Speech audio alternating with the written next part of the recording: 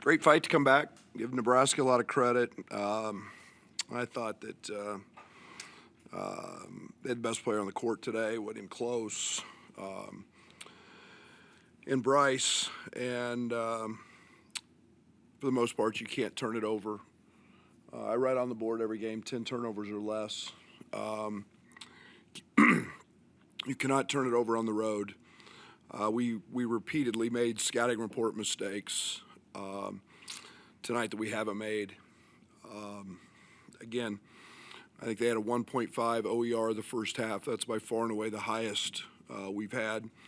They've shot 100 more free throw attempts at home than they have on the road. I thought our defense had a chance early, but we just put them to the line. It's one of the big discrepancies with them home and away is their free throw attempts are through the roof at home and not so much on the road. But they played great. We fought back. Our bench was terrific. I thought Trey White was outstanding with 13 rebounds. Without Tommy, we're really thin up front. And, he picks up 2 fouls in, 2 minutes. So we had to kind of slough our way through the first half with some really different lineups, but give them credit. Brad, you got caught in isolation a lot. It's only 7 assists tonight. What did you make of the amount that your offense went to that, the step-back shots, and the results there? Yeah, it stunk. It was terrible. But that's part of the problem, not having Tommy. And that's one of the things that we've got to get figured out because I have no idea when we get him back. But they do a good job. There's a reason they've beaten Purdue as much as they've beaten Purdue. They do a great job with their low holds, taking away post-ups. And when we did try to throw it to Merez on rolls, the results weren't great. So we told our team, you really can't throw them there. And it's their defensive scheme. But, yeah, and then it's the same thing if you slip your guards, which we've been really good at. And there's a low hold there, and it's just, it was just tough sledding, and it's why you take, 53s, and we didn't make very many of them.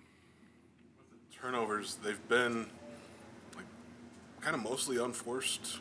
Absolutely. Tonight, their scouting report. Grow up. I don't know. I mean, I would like to have an explanation. I mean, we had 4 scouting report ones I know where we told our guys you're not going to throw the baseline pass, and we continually tried to do that. But I don't know. Tonight was very uncharacteristic of us from a scouting report standpoint making those turnovers. But you're not going to beat anybody doing that. Brad, can you walk us through the decision to have Ben come back in on that final play of regulation and instead of Dre seemed to be getting going a little bit? With what? With having Ben come in for that last shot versus having Dre remain out there at the end of regulation. Yeah, he's a gravity guy, and it was about the action we were running. They had 3 fouls to give. It was about setting the screen so they potentially couldn't switch. We have a counter for that.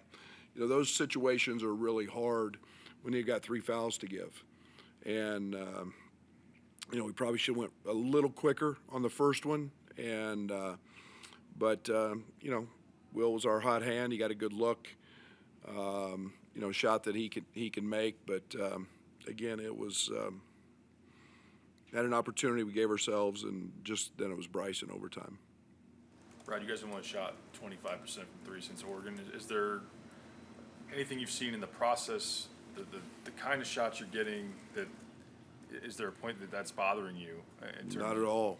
I'm good with it because we got 21 back, and those 21 lead to layups or opportunities, and it's a I don't know, a downtime. It's one thing you can't control.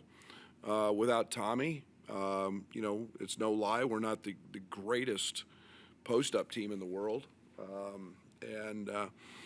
but we've got to be able to crease the defense with our guards, and we have been. We're one of the top teams in the country with 2-point rate. Tonight, we didn't, and didn't do it very well, and that's a tribute to their defense. But I can't get – I mean, some of those were so open that you know, you weren't very good as a player, but you could have made some of those. And that's – believe me, I've heard, so I know how crappy a player you were. But so you could have made some of them.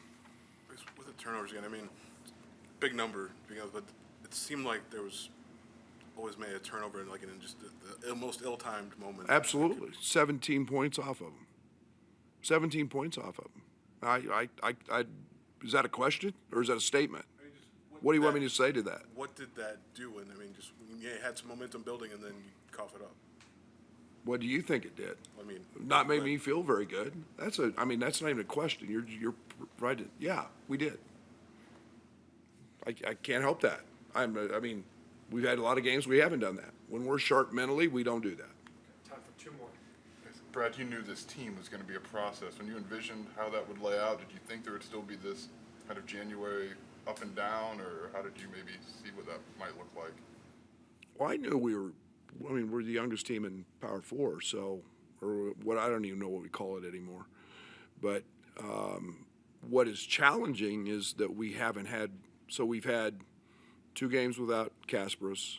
We're 3 now without Tommy. Tommy's played sick in 2 of them, and KJ's played 8 minutes in 1 of them. So it's nice when we have our pieces and would like to continue to grow. It is frustrating for me because I know where we can be and what we were getting to. Tonight's frustrating for me because of the mental lapses that we haven't been making. And I don't know when we get whole again. I don't.